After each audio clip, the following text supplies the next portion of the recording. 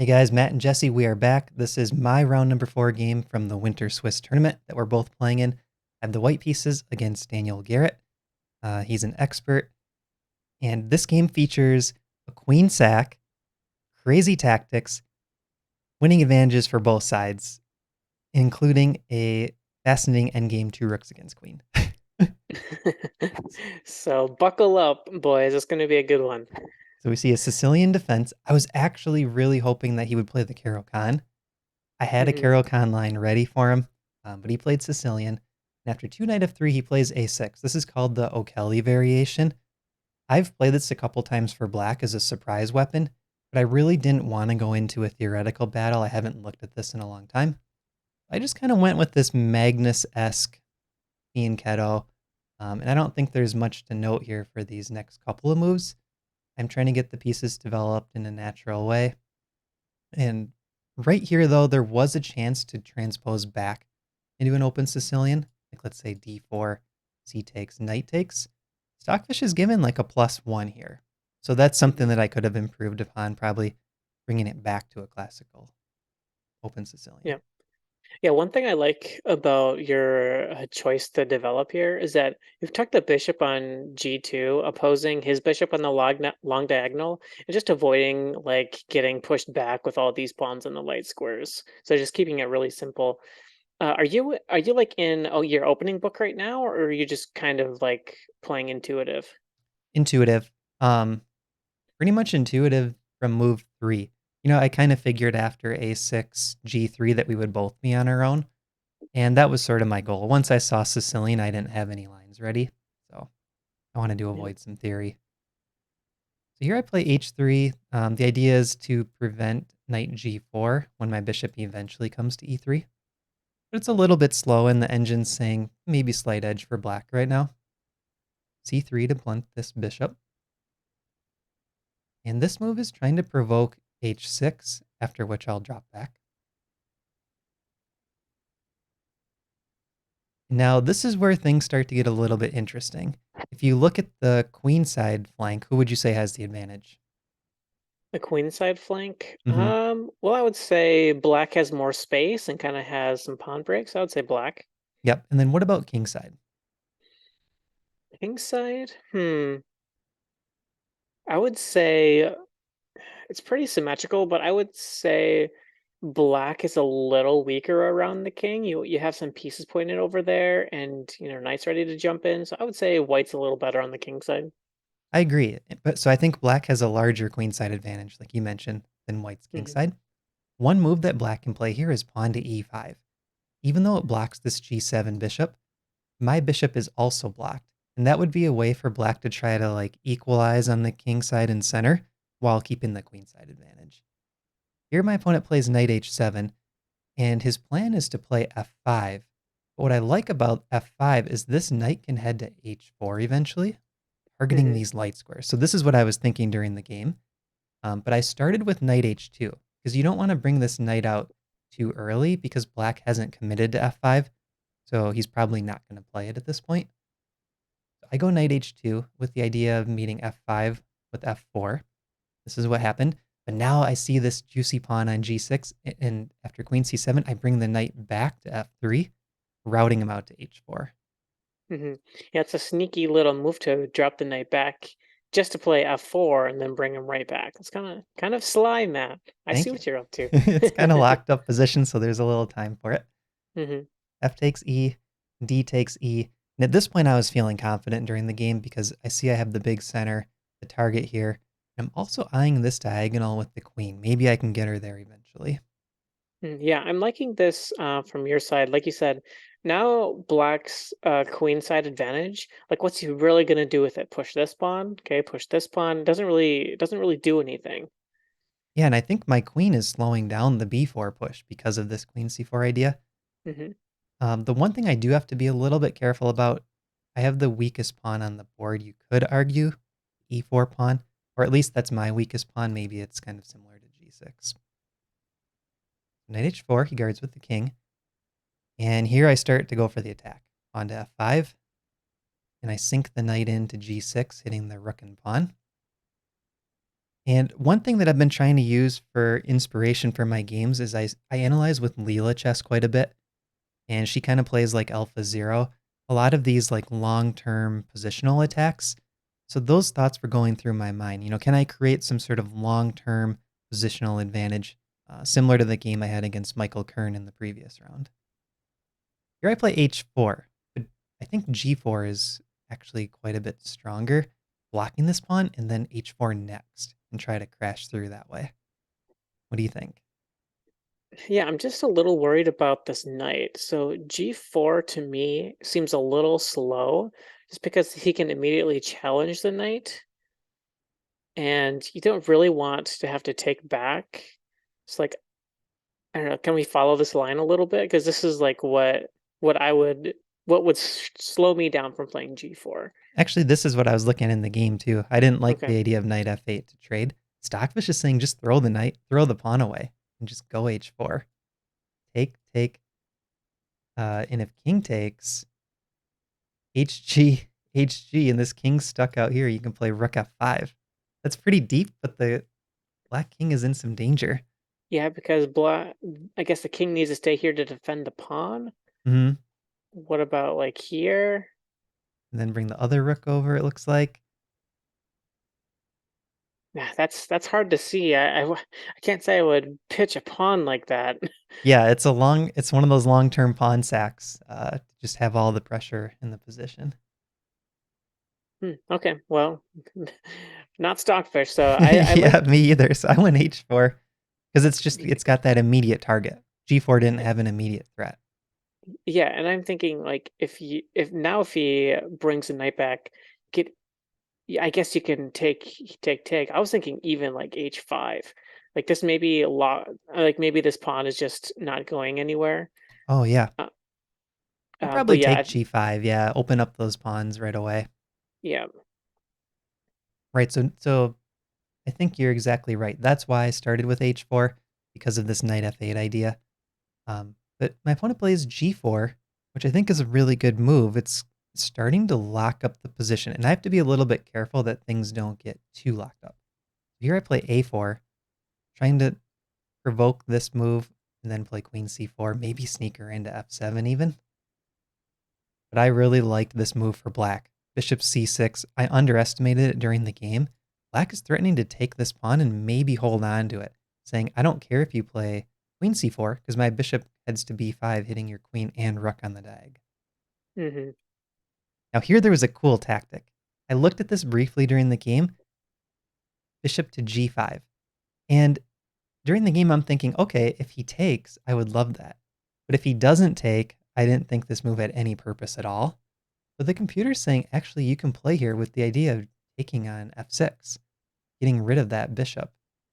Um, that's kind of interesting that you can just throw Yeah, the bishop out there like that. yeah. I want to follow this a couple more moves. So I don't know how to get there Here, again. I'll get Sorry. it. Bishop g5. Okay, so if he takes, we take back, and then this we kick this knight away. Mm-hmm. Oh, and it's even saying not to move the knight away. Because queen takes g4 if the knight Yeah, moves. yeah. So like, let's say he doesn't see that. Queen takes g4. Yeah, and this is just like almost mate incoming. There's really no. Looks like we're just winning a piece here. Okay. Yeah. I don't think bishop g5 is that strong of a move, but it was the number one option and just kind of a cool idea. Hmm. So I play knight f4. The knight's now heading to e6. He took on a4. And I got a little nervous when I saw b takes a, because even though I like my position, I have the attack. One pawn is one pawn, and that's a solid pawn protected by the bishop on c6. Yeah, yeah. There's no clear way to win it back. Maybe you have to like bring your, but you're gonna have to capture this with the knight. There's no really good way to get a knight there. Yeah, you're right. So I think I have to just chuck that pawn and play for other advantages. So I put the knight on e6, hitting queen and bishop. Queen b7. And here, I barely spent any time on this move. And in my mind, I'm just thinking the g7 bishop helps defend the king for black. And also thinking of the bishop pair, having two bishops tends to be better than bishop and knight. I snapped this bishop off here with barely any thought. And Daniel and I discussed this after the game, and he was like, I was surprised you took on G7. I'm like, yeah, you're right. Why should I move this knight on a beautiful outpost square to take the G7 bishop, which really isn't doing anything? Mhm. Yeah, when I'm looking at this position, it does look like this bishop is a really good defender of the king, Hmm. but maybe we don't need to even rush it. We could just like hang out in this position for a little bit and maybe just like ramp up some pressure against the h6 pawn or something. Yeah, knight c4 is a really nice move here. You could Yeah, play queen d2 hitting this pawn, or you can try to shove the e pawn up the board soon, depending on what black does. yeah. Like if bishop to b5, for example, e5 is a really nice move, hitting the queen. Oh yeah, double attack. So yeah, knight takes g7. Um, Really not necessary to play it that soon. I don't think the bishop was going to run away. Bishop f4. So that was to defend this a third time. Wait, bishop, knight, and queen defending. Bishop, knight, and queen attacking it. Rook h8, guarding this pawn.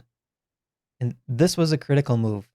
I have an advantage here, a small one, but I need to find knight to c4. And in the game, I played rook a to e1. And what I missed is the strong reply by black, which is played in the game, knight to e5, clogging up the center. And once these pawns get stuck, black is better. So really, I needed to put my knight here to prevent knight e5. Okay, is it too late to play? I Yeah, is it too late to play knight c4 now? I guess this pawn's gonna fall if we do that. Oh, and looks like bishop to b5 might work now. Oh, okay. Oh yeah, that looks like a piece even. The timing just didn't quite work. Like, I mean, it worked well for black because once knight e5 was played here, there's not a great reply. All of a sudden, I'm just worse. Yeah, But so I guess you had in order to like find knight c4, you needed to recognize the positional threat of knight e5 is clogging everything up. yeah, and I think that's something I didn't think too much about. It's like, okay, what's black's plan here? How Hmm. should black defend this position? I was focused too much on my own plan. Yeah, kudos to your opponent on that one. That's a nice move to find. Yeah, so I think he's taken that position where you see all this pressure coming on the king side. He found this b takes a4 idea, and then he found the knight e5 idea. And as we're going to see, this starts to unravel for me. I have trouble figuring out a plan here with the pawn stuck. I play queen e3, double attacking this pawn. It is currently defended though. Bishop to b5, gaining some activity. Rook f2. This was a little trick, Jesse. Looks like a fork, but I have a discovered attack on the queen hitting the knight. Wow, with check, you can even take the knight. Wow. Yeah, but he saw it. He saw it. He plays queen I c7, just know. sidesteps, renewing the threat of knight d3. So now I brought the bishop back. This bishop just felt a little bit passive, and Hmm. I would love to trade the light bishops. But I don't want to correct these pawns either. Now I play c4. I think this is kind of an inaccurate move, but I didn't know what else to do. Queen c3, another mistake. The best move is actually to play b3, trying to trade off these two pawns, leave black with only the a pawn, because then what I could maybe do is use this pressure against h6 to tie down the rook and swing Hmm. both of my rooks over to the queen side. That might give me a chance to get back into the game, but black is definitely still better there up a pawn. Yeah, I like this move b3 because I can't really push because we're just gonna eventually gobble that pawn up. Hmm. Yeah, it seems a little counterintuitive to like undermine a weak pawn, but really that's not that weak of a pawn. And it's giving black a passed pawn by playing Hmm. b3 and trading. Oh yeah, the passed a pawn. So then after queen c3, rook b4. And this is a good takeaway for me in this game. Again, I'm not focused enough on what black is doing. He's trying to double rooks on the b file, hitting b2. And this is just creating threats all over the place. I got b2, c4, e4. Everything is being attacked. And all of a sudden, the attack that I had a few moves ago, now everything is just playing defense. Yep, I play yep. rook. Yeah, go I ahead. was gonna Sorry. say we no longer have the threat on the h6 pawn either. since we had moved the queen away. So this rook is now free to, move about the cabin. Yes. So I play rook e3. I don't really even know the purpose of this move. I had some idea with it, but now looking at it, it just looks very clumsy. He plays rook h to b8, and now I'm thinking, oh shoot, I'm going down. I have to guard b2, and I have to guard e4. I have to guard c4. The engine's saying -4, and I felt it during the game. I was like, I'm just losing this game. I don't see a good move here. And this is where blitz instincts kicked in, and I play rook d3. And I think at this point we both had about 12 minutes on the clock, but it's only the 30-second increment. Um, so Yeah, this was there's a lot more, of game left. yeah, this was more of a practical choice. Actually, yeah, we both had about 12 minutes. So which moves come to mind here? What are your candidate moves? For black, Yeah. I just want to take the rook for one. Yeah. So this Um, knight Another takes, move is taking the pawn. that's the top move. Rook takes b2. Yeah, those are my two candidate moves. This one loses about half the advantage. Knight takes d3. Um, Knight takes e4 and bishop takes e4, the other tempting moves, because we just saw my rook leave the defense of that pawn. Those both lose almost all of the advantage for black. Really? So this is a position with so many candidate moves that look good at first glance, but there's so much to calculate. Um, and the move that Daniel finds, rook to b3, is actually a mistake. But there was so many things to look at with little time on the clock. I wasn't able to figure out the best plan. And here I have a cool queen sack coming up. Knight takes b3, rook takes, and bishop takes knight. The best move is to take my queen. I take back, and now we get this imbalance. 2 rooks against queen. But I do have the bishop pair, and black has, I believe, 2 pawns. So it's like a queen and 2 pawns for 2 rooks. Yeah, I gotta say, this position is way above my pay grade. It's so complicated. I'm so surprised you guys found like at least some sort of comprehensive or like some move that makes sense. I'm not even making The sense. dust settled somehow into this. Yeah, So usually when you're looking at 2 rooks against a queen, if the queen has the ability to attack the king, the opponent's king, and attack weaknesses, the queen's going to be stronger. If the rooks can keep control of everything, they are 2 pieces, so they can sometimes outwork the queen and like force the opponent to lose some material. So that's what I'm going for. I want to control the board, not give that queen too much play. yeah. I kind of feel like the more pawns on the board, the more likely it is to favor the queen because there's just more things to defend. I agree.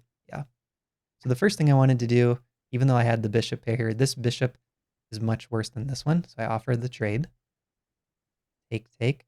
I think it might have been a little better not to trade for black, but it's close. Now, this pawn is being double attacked by the rook, so black played king f7. And Jesse and I looked at this before the recording. Taking here does give black the advantage still. And I think it tends to be because this pawn is weak, so like the knight can come here, king might come up, and black's already up 1 pawn to begin with. Yeah, I think that is actually winning for a block because the king is so active and this pawn is going to fall, and his king is just going to get so close.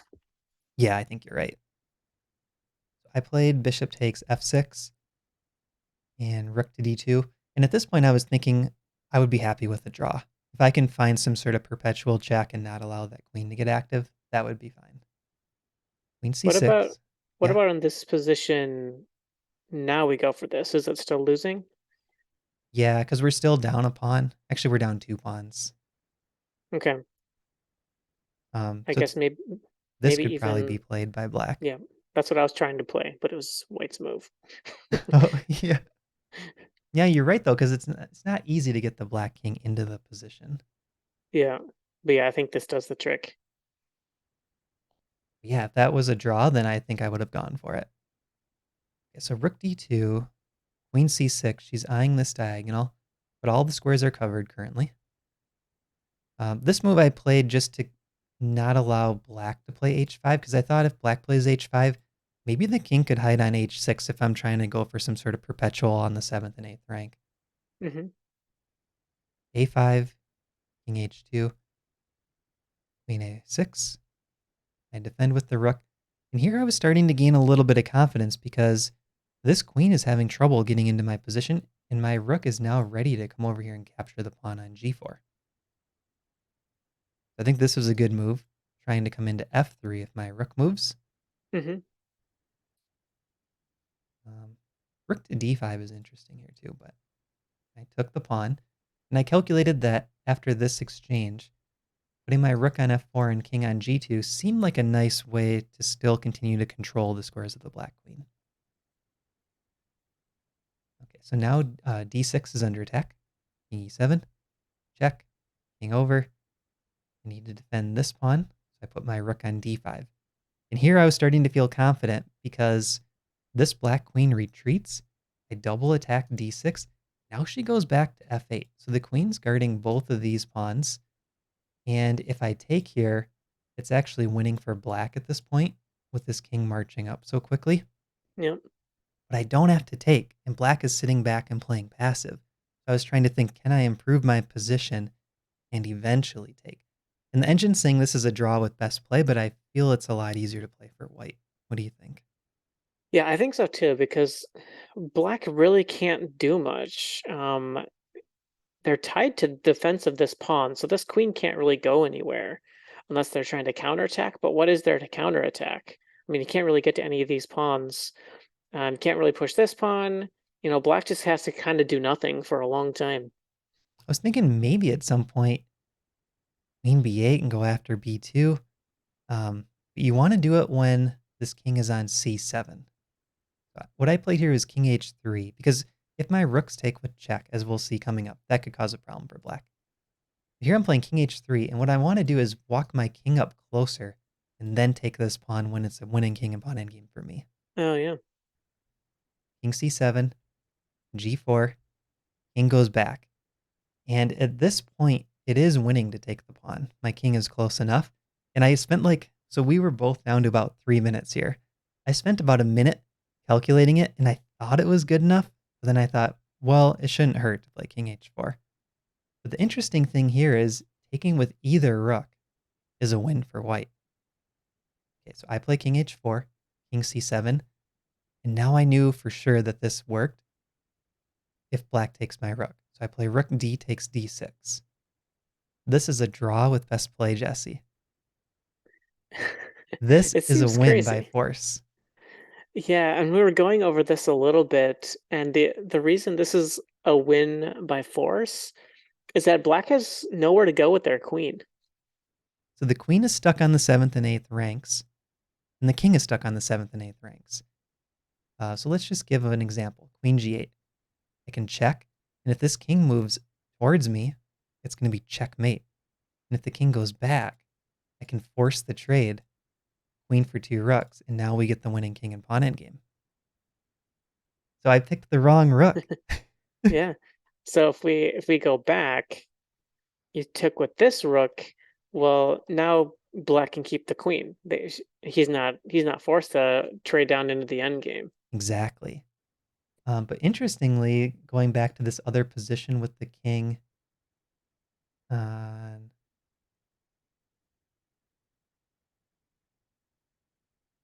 h3, so right here, if I take with this rook and the king goes over, this is still a win. Um, because I can essentially just Ah, mop up all the pawns on the 6th rank, ah, I see. and that's enough to win. So if I can win this pawn and have these 2 passers, that helps shield my king, and I can march them up the board. But So still, in the position in the game here, we can still win these pawns, but it's not enough. oh yeah, let's show that. Okay, so queen here. If I were to take this pawn, queen to g5 check. Yeah, there's got to be a perpetual here. Yeah, and this queen can keep going along the e file and back to g5, and my king can't run. Yeah. So in the game after queen g8, I went for perpetual. It wasn't worth it trying to win any extra pawns. I think there might be a risk of losing, and it's still probably a draw with best case for me. Yeah. Ooh, that is such a complex game. Yeah, really fun game though. I think it had a lot of, positional things, tactics, queen sack, endgame stuff. Um, really interesting game, I thought. Yeah, well, that was round 4. So how are you doing in this tournament? You've got to play all 4 games, right? Yeah, so I'm at 3.5 points. Daniel is at 3.5 points, and I think there's a few players at 3. And hopefully we get to play Jesse. I don't know if that's possible, but if we get to play, that'd be awesome. If not, we'll still do recaps. Yeah, well, I'm at 2.5, so I'd have to lap someone at 3. So I don't think it's gonna happen. All right, maybe we have to slip the TD some cash or something. Yeah, We'll make right. this work. Yeah. That's right. All right, thanks for watching, everybody, and we will see you for the final round recaps.